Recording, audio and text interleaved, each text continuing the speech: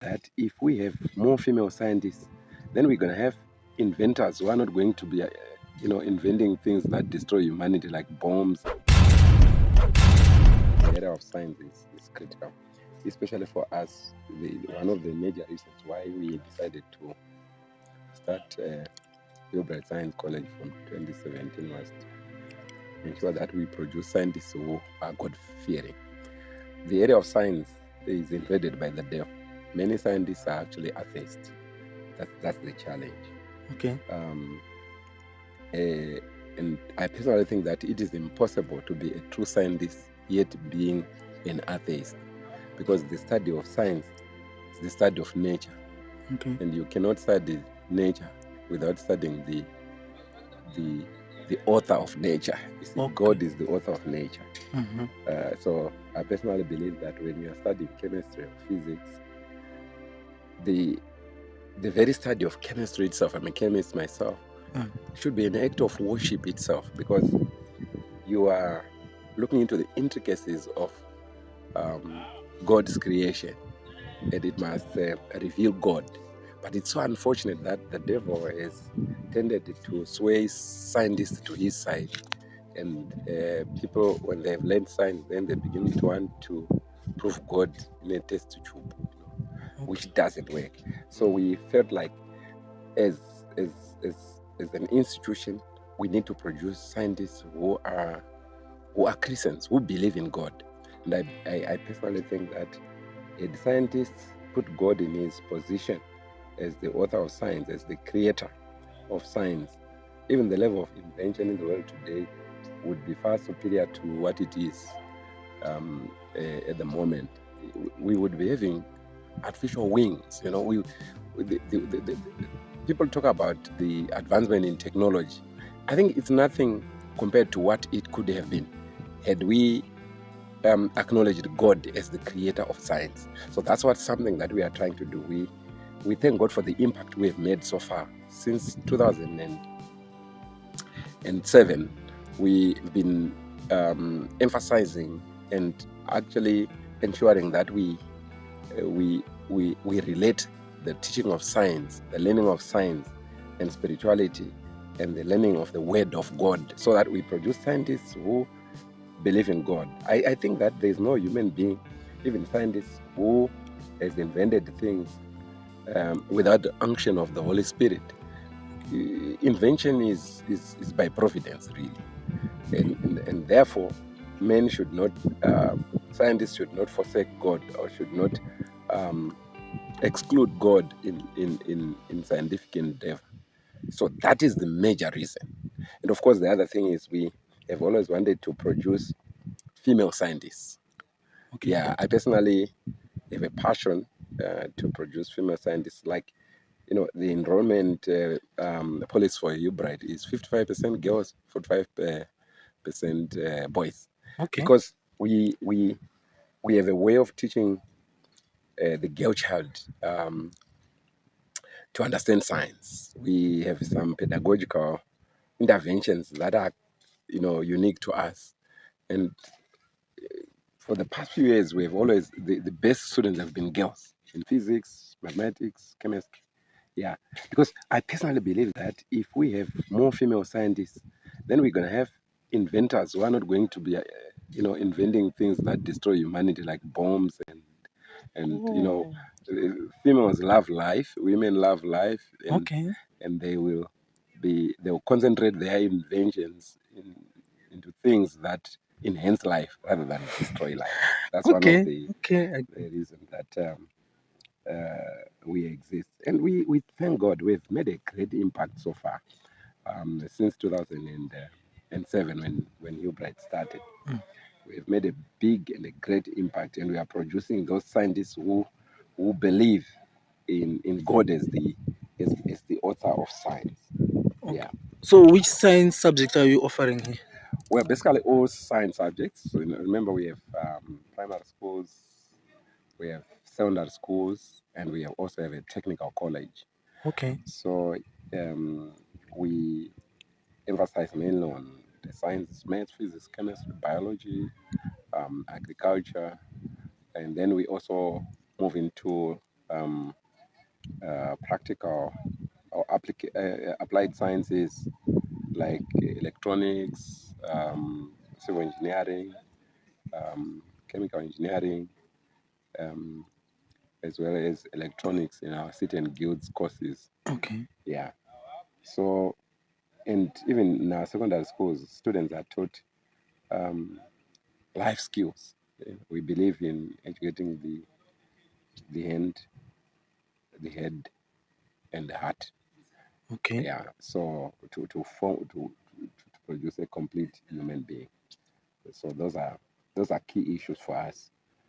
We are not yet there, but we have made great strides in producing that dream scientist who is going to be imbued by the Spirit of God to invent things that enhance and the life of humanity. Okay. So, on primary level, what sciences would these kids be doing? Yeah, so we emphasize sciences from our primary schools, as a matter of fact. Okay. Yeah, from primary school, the teaching of, like, we are the only school that teaches physiology from ECD. And why we teach physiology, we want people to be responsible for their bodies, Okay. for their health. We notice that many people give themselves over to doctors when they are sick. They do not know the function of their organs and so forth. And Okay. the issue of disease is rampant in the world. And we teach our children that they must understand that they are the first doctors of their own bodies. They must Okay. understand basic physiology. So we start actually from ECD to teach physiology and make sure students understand about the body organs, issues of health, drugs, and things like that. Yeah. And then, of course, we also, like I said, life skills like in agriculture, tree grafting, beekeeping, fruit growing, and so forth. So that is very important, because we believe that as Africa, God has given us the portion of supplying food to the world.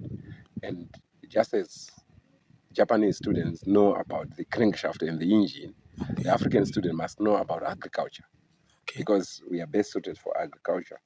But it's unfortunate that our people have been looking down upon agriculture as something that is inferior, which is not so, which shouldn't be like so. So we are trying hard to ensure that our children uh, love agriculture. And the good news is this year we had the best student in the whole world. Let me show you tell you what happens. So Cambridge University, they give awards to a student every year. They give award to a student who gets the highest mark in Zimbabwe, for example. Okay. If you have the highest mark at O level or A level in the Cambridge exam, say in chemistry, you get an award. So this year, we got an award for a student that was the highest student in the whole world.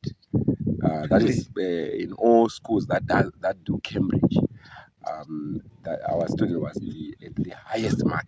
Hey, So that's yeah, in amazing. agriculture, and we are In amazed about that. agriculture. Yes, in agriculture, the Wonderful. highest our student got is at Hilbright Eastlea, got the highest mark in the whole world, O level. O level agriculture. Wonderful. Yeah, so it's exciting, especially for me, because I love agriculture, and I think that there's a great future in agriculture. If only Zimbabweans we refocus ourselves, we change our mindset, we um, uh, do not look down upon agriculture as a business, as a course, and so forth. Yeah, Why are you putting more trust on invention? yeah. Well, the issue of innovation and technology, as you can see around you, there's there are huge strides in inventions and in technological development. Some people are doing that. Maybe the Westerners are involved in technology and so forth. We should also be involved in that. So, any organization that is lacking innovation, we are talking about producing new frontiers of service or equipment, um, it's critical to drive businesses or organizations. So, as Africans, we should also take part in technological inventions, maybe in ICT, maybe in engineering and agriculture and other places. So it's so important that our children be taught to come up with solutions, because when people are inventing machinery or technology, it's because they are trying to answer to the needs, current needs of the economy, or the needs of humanity. So there are so many new problems are emerging, and therefore new solutions are also needed, and our people should be involved in that. Do you think we can do it as African? How Yes, also we can do it? yes, we can do it. In fact, if you check, you will find that we have great African innovators.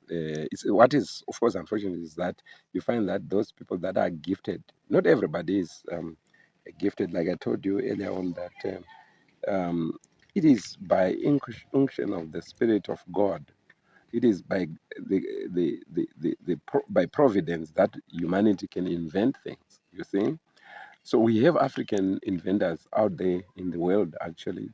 But what is happening is that Westerners who have more money, they are lowering our African gifted young people to their countries, and offering them attractive packages, so that when they invent, the things appear to have been done by whites or by Oh, Europeans. So we certainly have. I know of many Africans who are leading in these high tech companies, even in the US. You see, so yeah, okay. there's nothing inferior about the African brain.